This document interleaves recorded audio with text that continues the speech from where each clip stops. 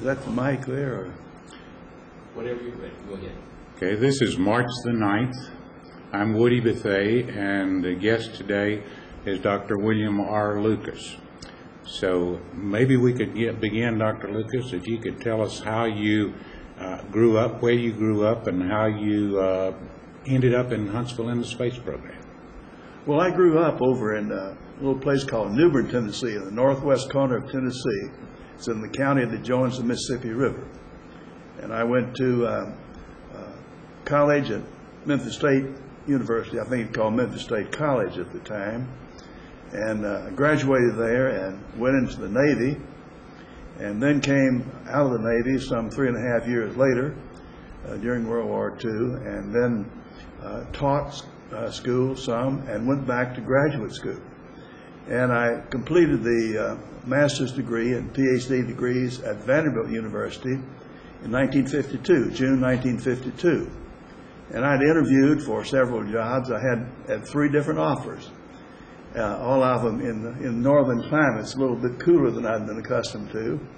And one of my favorite professors at Vanderbilt, thought very highly of him, had been a consultant down here with Thiokol for some period of time, a few months probably.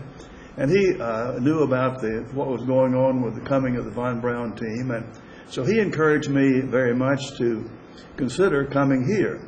And I did come down for an interview, and I did eventually come. I came in the middle of June 1952, when the population of Huntsville was about 18,000, and I think the area of Huntsville covered about 6 square miles at the time. It was just near the very beginning of the build-up here. One of the things that attracted me to come, frankly, the facilities out in what we call the Plants Area 1, where we started Marshall Space Flight Center, was not very impressive at the time, but they had great plans. And one of the things that attracted me was that they were going to build a research laboratory. They showed me right where it's going to be. It's still open. But that attracted me, and I thought, well, here's an opportunity to get on the ground floor of something that appears to be very appealing. And so that's how I came to be here. Came in 1952, June 1952. So you spent some time then, of course, working with the Army before NASA came into being later on? That's right. It was called the Guided Missile Development Division of Redstone Arsenal at that time. And the project then was the Redstone missile. That was very new and kind of the ground floor of the Redstone missile. One of the reasons that I came here, my major field study was metallurgy. And so corrosion was a concern of the people at that time. As Dr. Von Braun had put it, you know, we were out in the desert, out in white sands, and corrosion, no problem. But he took a little trip down to the Cape one time, and in the course of about a week, the bottom of his tooth powder can corroded, and I think his bumper of his car began corroding, so he decided we ought to do something about corrosion. And that's really where I started. The alloys are light and active and more prone to corrosion, and the fuels and propellants are very active, and they tend to erode metals, and so it was a good field for me to get into. So you moved over to NASA then, or to Marshall when Marshall was founded, so obviously you're a charter member of Marshall. I worked on the Redstone and the Jupiter and the Jupiter C, and the beginning of the Saturn program was a part of the Army, but I was a charter member of the Marshall Space Flight Center. I guess there aren't too many of us left. Probably not too many. But as I recall, you were in the Propulsion and Vehicle Engineering Lab. Is that what it was called at that time? Well, initially it was called Structures and Mechanics. Yeah, okay. S&M Lab, Structures and Mechanics. I was in the what at that time, when it was called Structures and Mechanics, was the Materials Division. Initially, we'd had a chemistry lab and a metallurgy lab. And I was in the chemistry lab.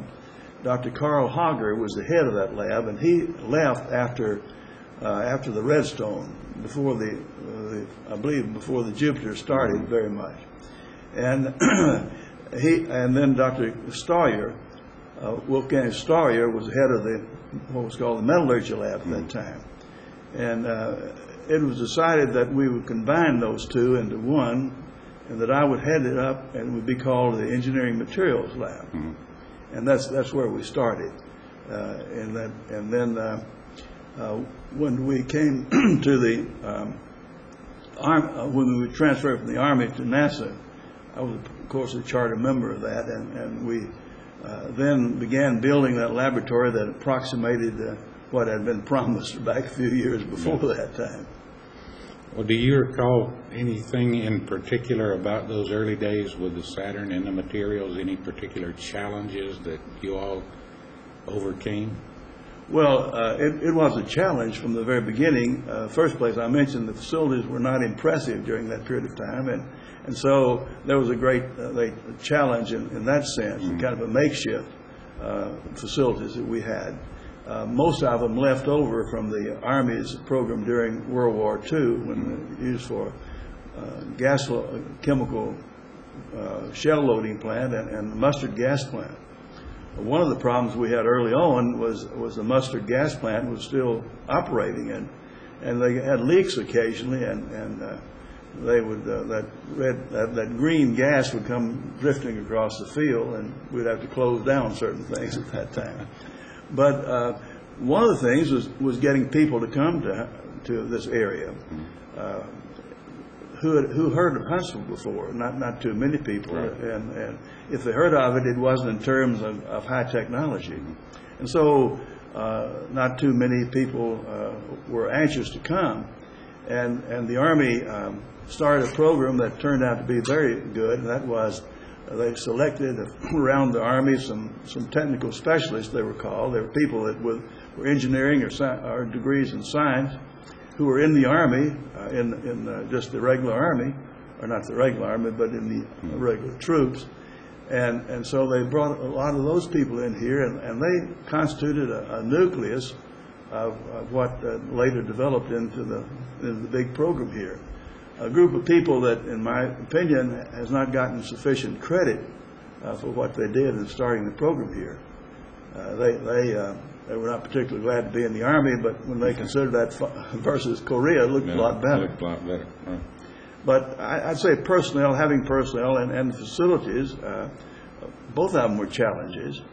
There was nothing particular about the idea, because Dr. Von Braun had generated a lot of ideas. He wanted to go to the moon and wanted space stations and this kind of thing. So there's a lot of enthusiasm, and the kind of people who are coming here, most of them were young and fairly inexperienced, with the exception of the key German people. So they were eager and willing to work hard and willing to apply their talents and what they learned to something new and exciting. Well, it always has struck me that when President Kennedy said we were going to the moon within the decade, there wasn't a design for the vehicle. There was a concept, but not a design, and there weren't facilities to build it, nor facilities to test it, and certainly not all of the people that were needed. And how that could be made, how the lunar mission could be made to happen, given all of those things in that period of time, has always fascinated me. And I'd be interested in what do you think was the reason that it could be done? Well, it was a remarkable time and a remarkable achievement, I believe, and I think it could be done partially because we had a lot of young, eager people who are willing to work, and we had a goal which we had focused, and people just worked all kinds of hours that I don't think people today would think about that. But even with all of that, and knowing that ultimately when President Kennedy made the commitment to go to the moon, resources were available, and so that helped. But even knowing that we had a very eager nucleus of a workforce, we had a tremendously appealing assignment, and we had the resources, the fiscal resources to get it done. When I look back on it, it's still rather remarkable it happened. Because as you said, we'd talked about for a couple of years, we had the Saturn C1 and the C2, we call them back that time, had the idea of clustering the smaller rockets into a larger one. But we didn't have the engines. We didn't even have the engines developed. The F-1 engine, and the J-2 engines that we used in going to the moon were just gleams in people's eyes at the time. We didn't have those. And to think about developing that and putting all that hardware together and achieving the lunar landing within the 10-year period is even remarkable as I look back upon it now, and knowing how much we didn't know at the time. We didn't know how much we didn't know at the time, and therefore I guess we moved on. Well, after the Apollo program, as I recall, you moved, or maybe even before the end of the Apollo program, you moved up to head the Program Development Organization. Yes. Actually, when I look back over my career, a lot of it was in organizing things. You know, I had the function early on, I've already mentioned, of combining two sections into one to make the laboratory, and to build that the engineering materials laboratory is an achievement that I was only part of. Had the people that made it up were the important thing, but we were able to develop a laboratory that had a nationwide reputation as engineering materials laboratory during that period of time, and it was a very good thing. That is important, I think, to my career eventually, because materials are involved in everything that we do, and therefore those people working in the engineering materials laboratory were involved in the whole system. And I learned a lot of things that I might not have learned if I had been more narrowly, if my job had been more narrowly defined. And so then I graduated from the materials laboratory, materials branch we called it, to become the director of P&D, the Propulsion and Vehicle Engineering Laboratory, which was responsible for the design of the structure and the propulsion system. And then just before we went to the moon, but when it was obvious that we were going to make it, I was asked to leave propulsion and vehicle engineering. That was I believe, at the beginning of 1969, the time that we landed on the moon. I was asked to take that job, and that is a story in itself that I haven't told before. In the fall of 1968, when I said we looked like things were going to fall in place for our getting to the moon the next year, Dr. von Braun and other leaders of the center recognized that we'd been so engrossed in doing what we had to do to go to the moon that we hadn't been much concerned about what we're going to do next. And so we had a hideaway, I guess you'd call it, down at Jekyll Island. Were you on that trip, Woody? No, didn't make that trip. You didn't make the trip. I remember Jay Foster was there. Jay was there. But this trip, this occurred one weekend. We took the whole, I think every laboratory director and a lot of key people went down there for this session to kind of consider where we're going in the future. And we had one session, I think on Friday maybe, to start with, and on that we broke for dinner, and Ed Shorston was there, and Ed said, Dr. von Braun wants to see you in his room, and here's what you can order, what you want to eat, and it'll be delivered there. And I thought, my aching back, what's going on? Am I just about to be ridden out of this place on a rail, or what have I said wrong today that brought this about? Well, I went into that room, and that's when he told me that he'd been considering the future, and he'd been looking at me, and he wanted me to take over this new organization that they're going to build, program development, building the future. He said, I'm going to retire pretty soon, and said, Eberhard is older than I am, and so we'd like to groom you to be the center director. And to do that, we think you ought to have a significant part in designing what it is we're going to do, identifying what we're going to do and doing that plan. And are you willing to do that? And I wasn't really willing to do that. I said, that's not my thing, you know. I'm happy doing what I'm doing, but you know, if that's what you want me to do, I'll try my best to do it. So that occurred during that meeting, and Ed Shorson knew about it, and not very many other people. Mm-hmm. And so we went back into the evening session, and that lasted pretty late, and thrashed it around, and that came out during that session. And to make a longer story short, it wound up with my being put in a position of leaving P&VE and organizing what would be called program development. We didn't even have a name, program development. We had to work that out. And Jay Foster worked with me. He was in that staff, executive staff time, worked with me in coming up with a name that we eventually had as program development.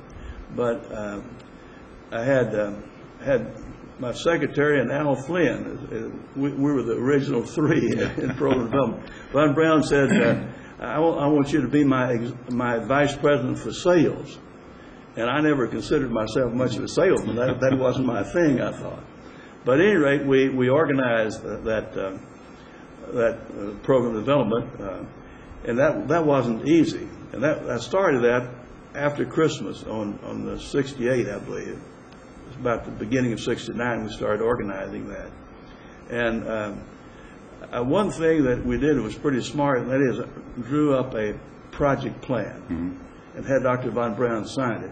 And if that had not happened, we would never have had program development, because I was looking for some very good people, not people you'd be willing to pass off, but looking for the best.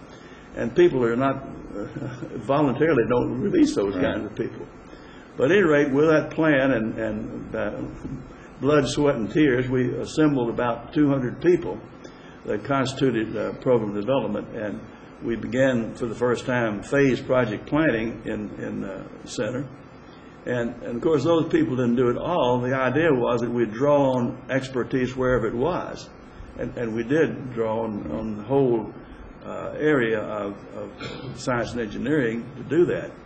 But in that organization, getting it organized was the first problem. But then we started on this long-range plan and developed the long-range plan that George Miller eventually embraced and as if it were his, and that sold it in the agency. And in fact, that has included all the major things, that plan did, all the major things that the agency is still involved to this day, especially with regard to manned spaceflight. Right.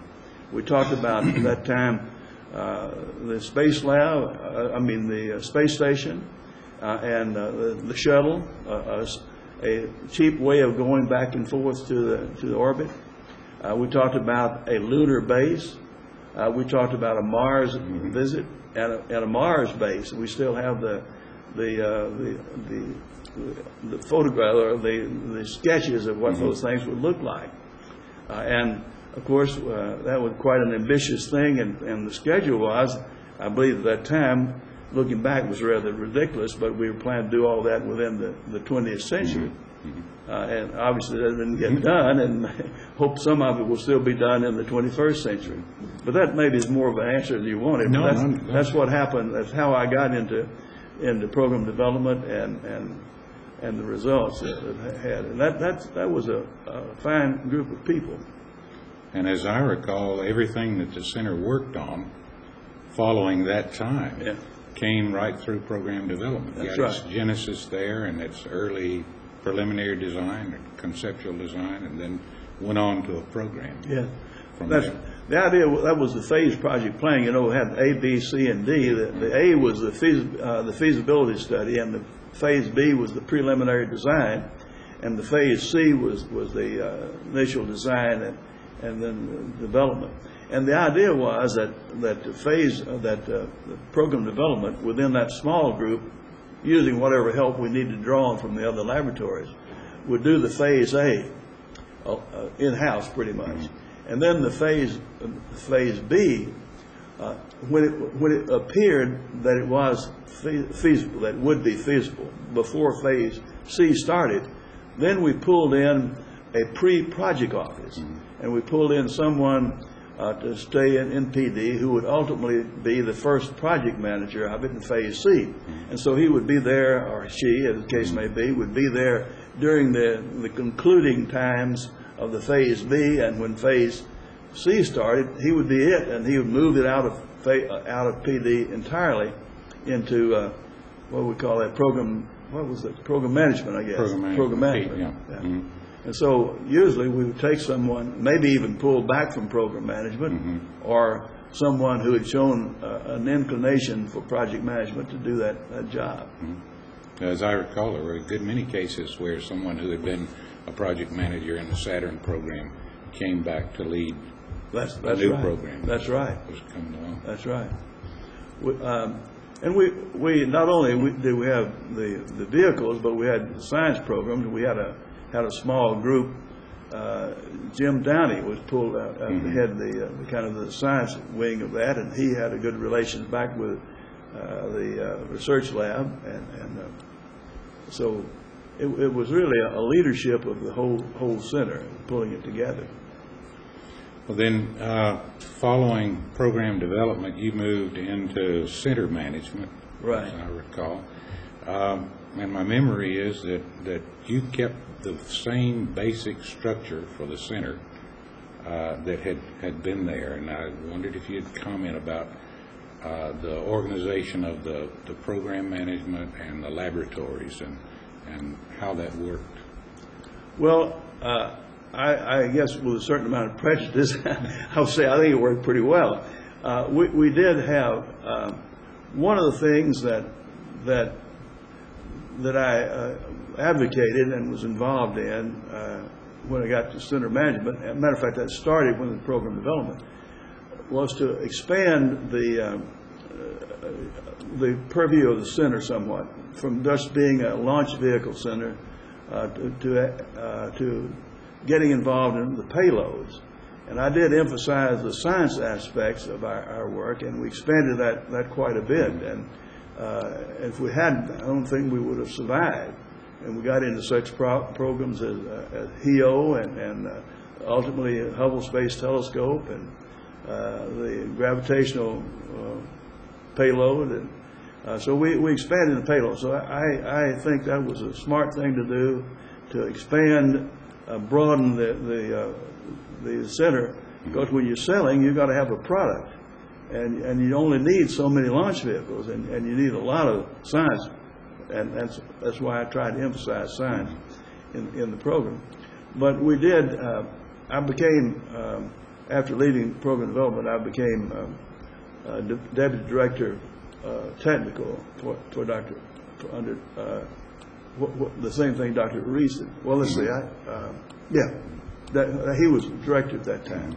Became deputy director technical, same thing he had been, and worked in that regard. And we still maintain the program development structure for the sales, maintain science and engineering, which has been the distinctive of that organization from its outset. What I think is set apart the Marshall Space Flight Center from most other government organizations is the in-house technical capability, because the people in S&E, they could compete with anybody. I mean, they didn't have to take second chair to anybody in technical competence in our field. And I think that distinguished us and accounted for our staying in the business. And program development, program management, I should say, involved people who had expertise in program management and were required and indeed wanted to involve the technical competence of S&E. They're getting along so well together was partly a necessity, because they know here was this ideal technical competence that I can draw on, and I don't have to depend entirely on what the contractor says. I have an in-house capability that will help me to evaluate what he does and keep him honest, so to speak. And so that worked, and it was enhanced by the fact that many of the people in program management came from S&E, and they knew the technical competence, and they knew the people to go to, and were respected themselves by the technical people. it was a good concept, and I don't have any regrets about that. Well, as I recall, the program managers were happy to continue to support the laboratories to make sure that they stayed sharp by doing parallel development on programs where something got into trouble, and they were not reticent to pay for the facilities or to materials or whatever to keep S&E sharp. Well, indeed, that is right. I remember that time, you know, Dr. Von Braun had said the figure I remember about 10%. About 10% of the budget can be applied to things that do not directly support the ongoing program, but it's kind of the seed money for the future. And I tried to maintain that same thing when I became director ultimately.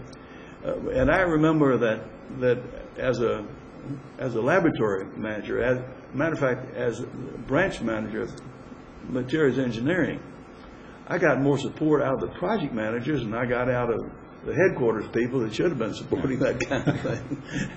And I remember Lee Ballou in particular was always very generous in supporting projects that had potential to help the future. So it was a team effort. You know, the word team has probably been overdone, but one of my greatest memories of the Marshall Space Flight Center is that we had so much technical competence and management competence, and all focused in one direction, mutually supportive of each other. There's one thing that I remember about your tenure throughout the center, but you always had a goal that we would all strive for excellence in whatever we did, you know, whether it was a small program or a big program or a piece of a program. You always had us driving toward excellence in whatever, whether it was business or whether it was the technical aspect of it.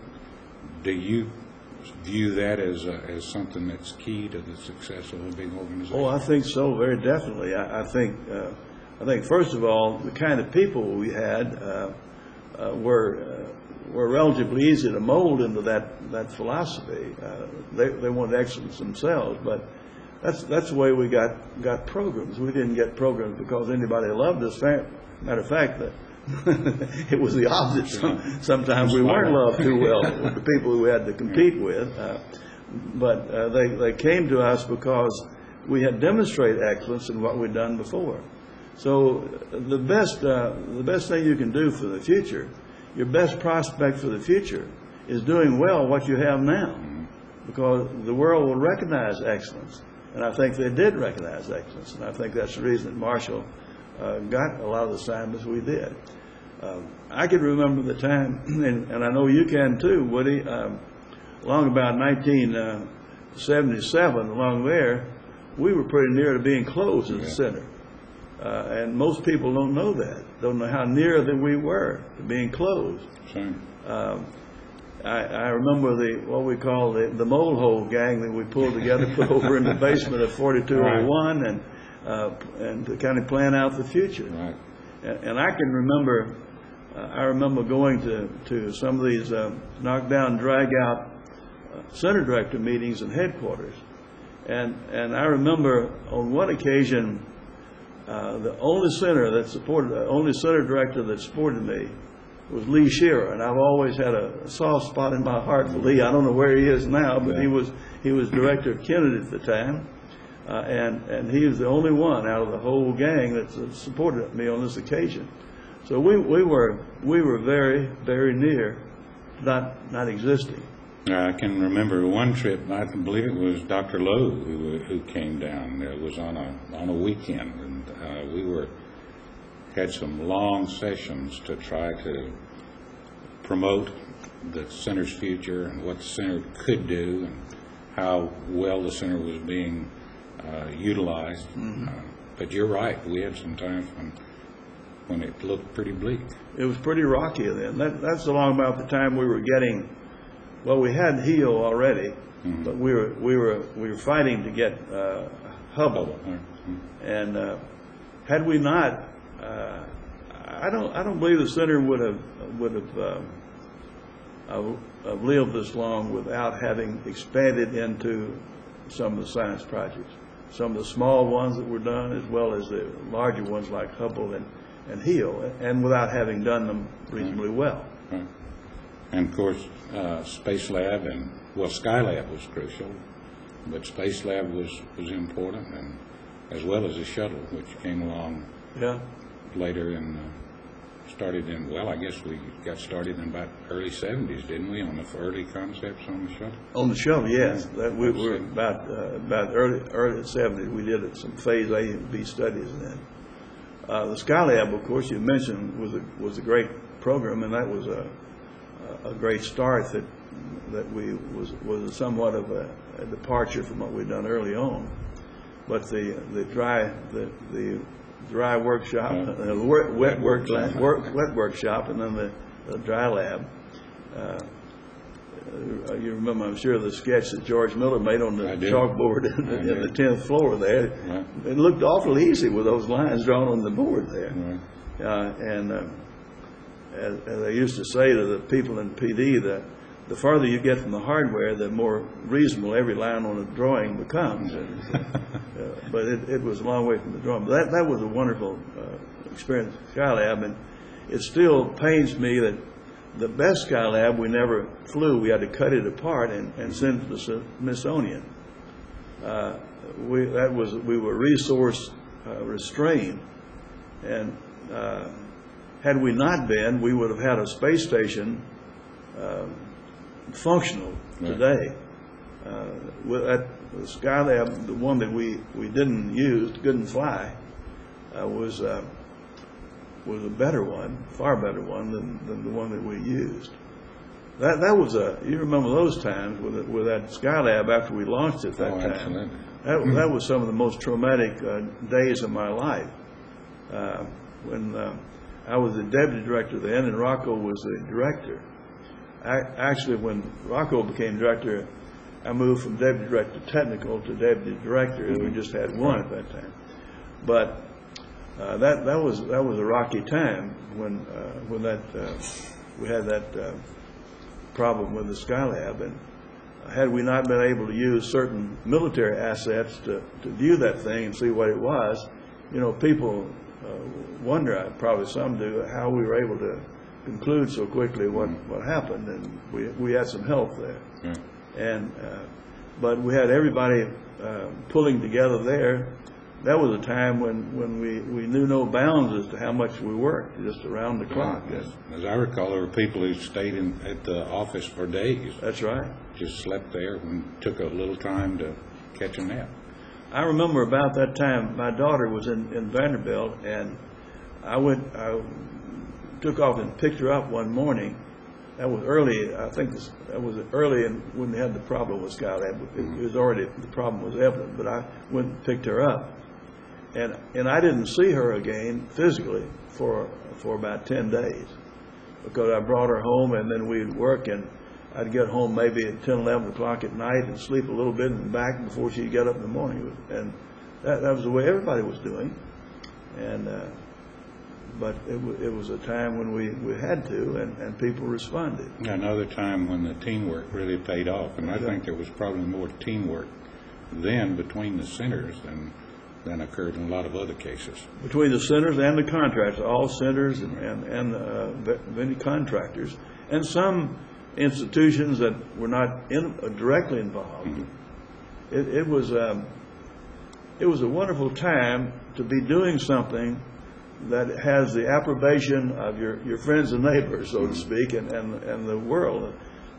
The whole country, well, I'm sure there were some people that were not supportive, but most of the country was supportive of the lunar program and Skylab, and that's the way we had the space program, because it was supported. And people, I think, who worked the program warranted that support by how they delivered and lifted the spirits of the country. I think we need something like that today to lift the spirits of the country. We've become too introspective, and we look at all the things that are going wrong, and we just get discouraged. But You need some things that are going right, some things that are advancing technology, doing things that have potential benefit for all of mankind, whether you're in America or not. Right. Well, I've always felt that you could achieve almost anything if you had leadership, talented people, and commitment. Yes. And commitment, of course, includes resources. But I think in the Apollo time and in the Skylab time, when really throughout Marshall, we had good leadership, we had talented people, and we had a commitment. Sometimes that didn't include all the resources we need, but I think that's always been characteristic. And I think it was particularly characteristic when you were leading the center, because people were willing to make the commitment. Yeah, one time I was asked to write this paper, and I did, and you probably participated in that, Woody. I've forgotten the name of it. The variables, the constants and the variables of the space program. And we had, I remember, schedule, resources, and technical competence. And we at that time we were in the shuttle program, and in the lunar program, the Saturn program. Technical competence, of course, had to be good. We had that, and the schedule was fixed, and the variable was resources. If we need more resources, we asked for more resources, and we got them. We didn't waste resources, but we had what we needed. When we got into the shuttle program, the concepts and variables changed. Right. The technical excellence was required. The schedule was the resources were fixed, pretty low, too low, and the schedule became the variable. And so you just stretch out the schedule, which is the least effective, most costly way of doing a program. The way you do it most effectively is to get it done, have a goal, and reach that goal. And if you need more resources, put them in when they can do you the most good, rather than bleeding yourself to death over many years. And I was thinking about the fixed resources. I can remember Dr. Reese making a comment about being, I guess it was maybe Dr. Miller, who squeezed him pretty hard to commit to delivering the external tanks for like $1 million or $2 each. Do you recall that? And Dr. Reese was always said, he really squeezed me hard to get to that point. Yeah, he's George Miller did a lot. His squeezing helped the center in some respects, and we were able to ignore the others. He did squeeze us, the all-up concept, that we wouldn't have done that had we not been squeezed. The concept was to do one stage at a time and get that worked out, and then try another one. But he said all up, and that worked out. It turned out it worked out fine.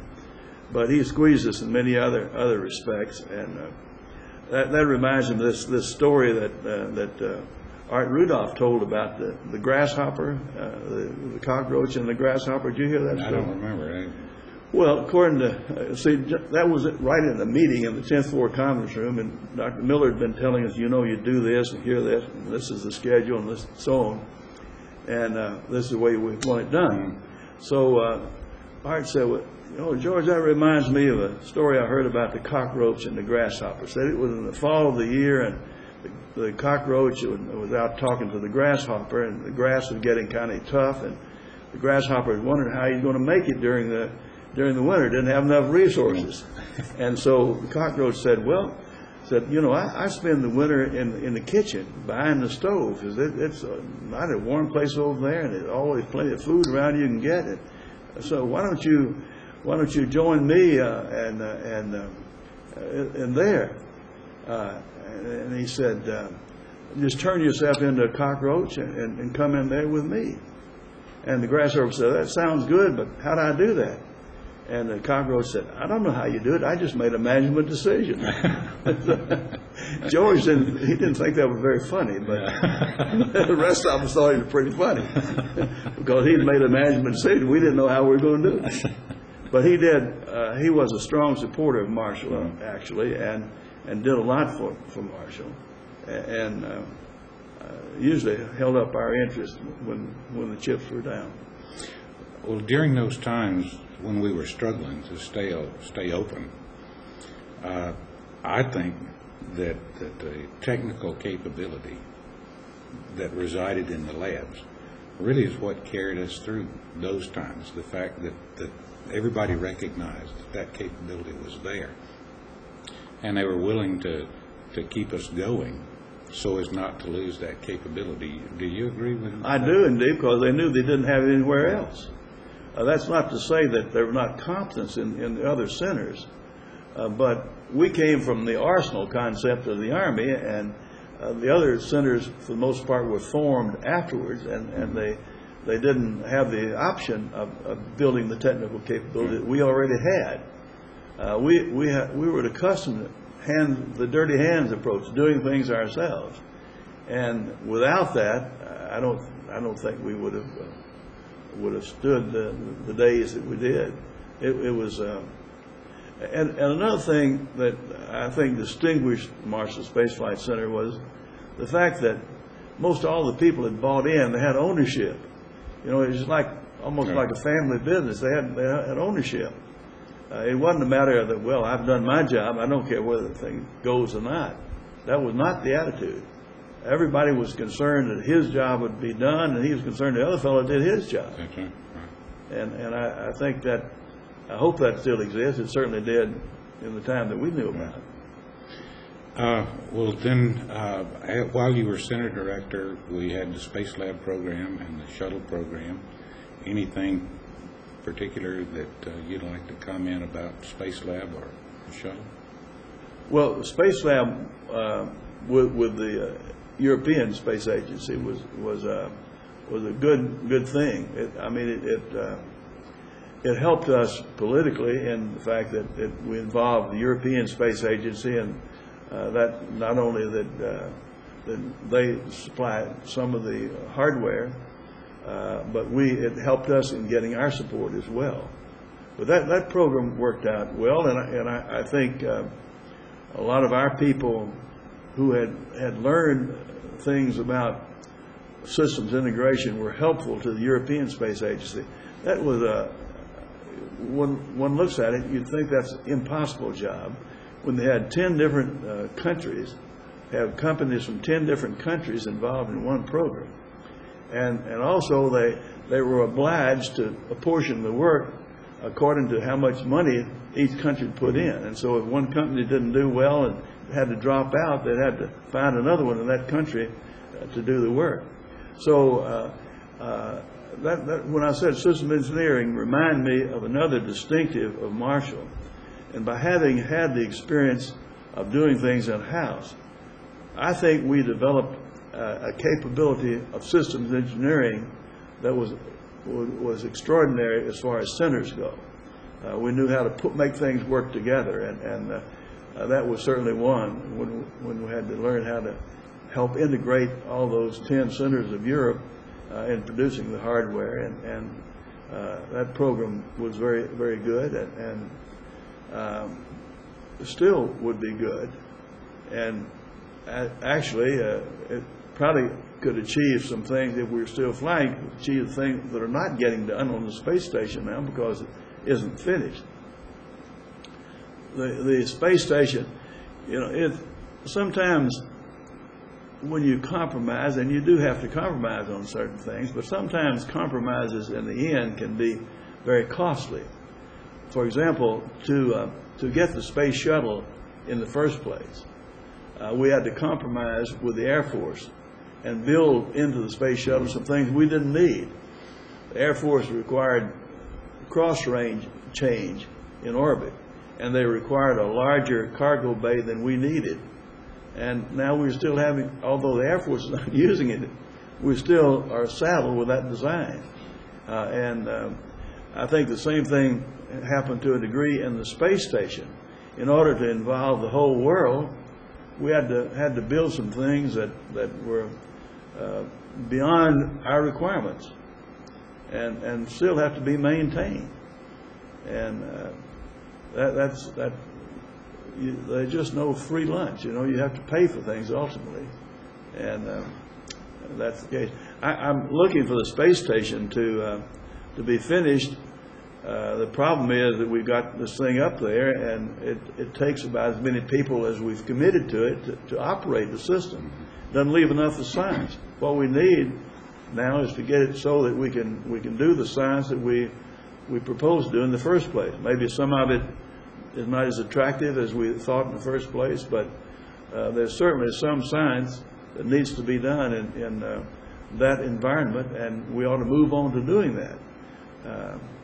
It doesn't make easy getting resources for the future if we haven't used the resources of the past very well. And I think you'd have to conclude that we haven't used those resources committed for the space station very well yet. Right.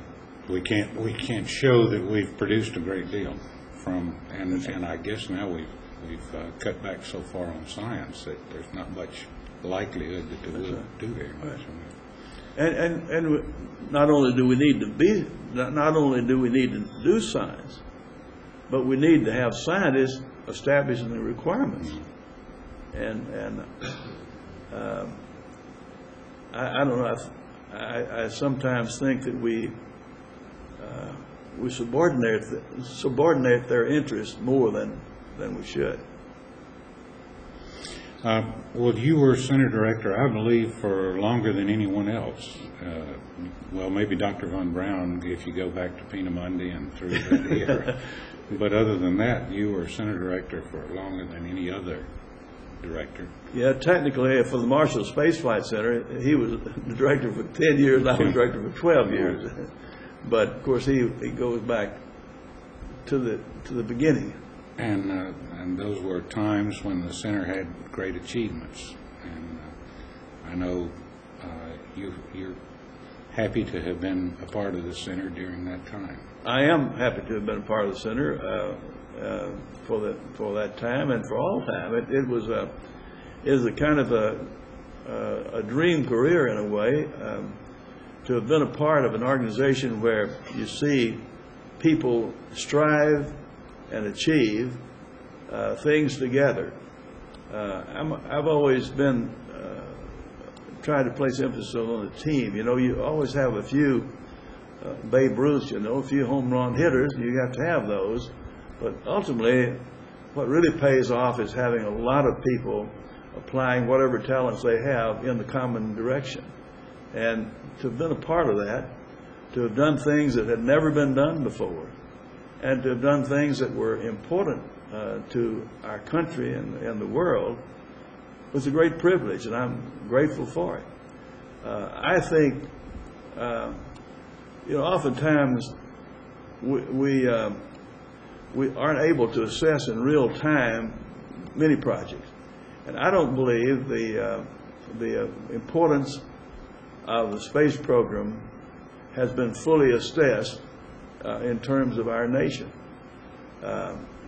When, you know, the decision to go to the moon was sort of a political decision. I mean, Dr. Von Braun and others wanted to go to the moon a long time, but their wants, they were just able to take advantage of the situation. I think the President Kennedy used that as an instrument of international relations, and in that sense, it served the purpose. It served the purpose, and we have many things that all of our citizens enjoy today who can't even spell space. They don't know anything about the space program, and they don't know that they have those things because of the space program. It was a forcing function for technology, and technology has to be forced. It has to be funded, and it has to be forced, and it was. And in that sense, I believe our nation doesn't recognize the importance the space program has been to it. It's certainly better to have competed with Russia in space that have been shooting nuclear weapons at each other. Absolutely. And it might have happened that way. So yes, I'm grateful to have been part of that program. I'm grateful to have been associated with some of the finest people in the world, and people that, for the most part, many of them, of course the young ones didn't, but many of us lived through the Depression, and we lived through a war, and we're just grateful to have the opportunity to do some things that were important and worthwhile. And I'm grateful to have been a part of that. And after you left Marshall, you worked with UAH for a time, as I recall. I did. After I left Marshall, matter of fact, John Wright came to me while I was still in the office out at Marshall, wanted me to come there, and I did. I did some consulting for some other firms, and I served for 6 years on Martin Marietta's corporate advisory board, and was a consultant for some other companies as well, Aerojet, and I was on the role of Bertishaw Consultants in Washington, D.C., but I devoted the most effort to UAH. He wanted me to do an evaluation of the space-related education and research there, and I did that and used a committee of faculty to come up with what was somewhat of a long-range plan that at least in some fashion has been implemented.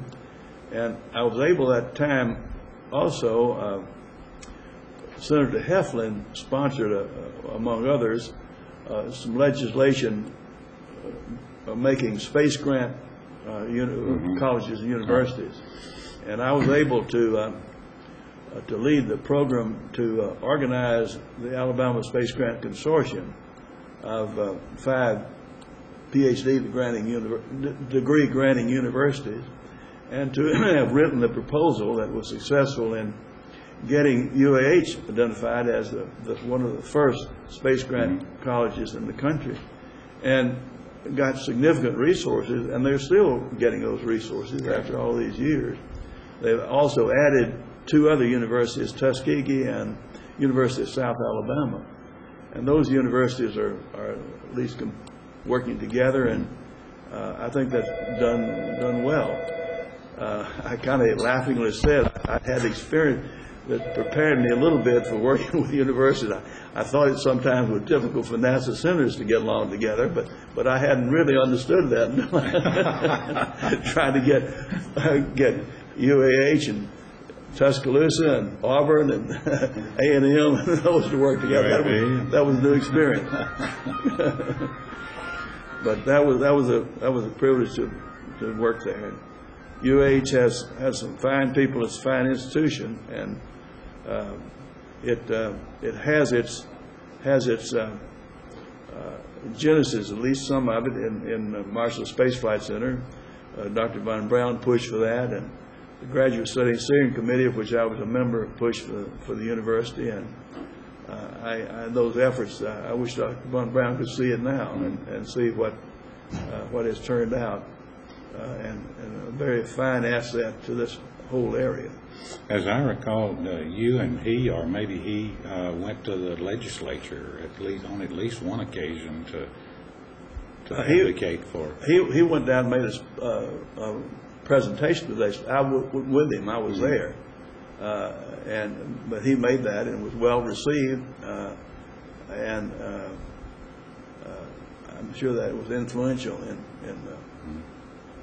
getting it established. We had many meetings with the people from Tuscaloosa. They were a little bit reluctant to do that, as you remember, but it turns out to have been a great thing. I mean, the campus of Tuscaloosa has benefited as well as here locally. Absolutely. You don't go wrong in building educational institutions in today's society, and it's more true now than it's ever been. If we have any competitive edge in the world now, it has to be in technology.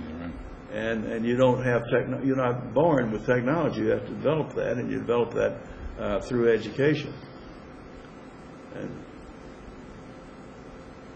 Well, any other comments that you'd like to make in summation of your career? It's been a distinguished career, and you've meant a lot to a lot of people and a lot of programs and a lot to this community. So any summation comments you'd have? Well, I don't know, I kind of rambled around, Woody, and responded here, but I am grateful for the opportunity. I've served in Marshall Space Flight Center from the journeyman level to the center director, and I'm grateful to have had the opportunity of working with a lot of fine people, and I don't think that's really more than one could have anticipated and wished for. It's enjoyed very much, and I'd like to re-up and do it again. Maybe I can do better next time. I doubt that. But I enjoyed it very much. Pleasure meeting with you today, and Pleasure for always me. good to work with you, Woody. You were one of my very favorite people and one of my most dependable associates, and I Thank you. appreciate that. I appreciate that comment. That means a lot to me.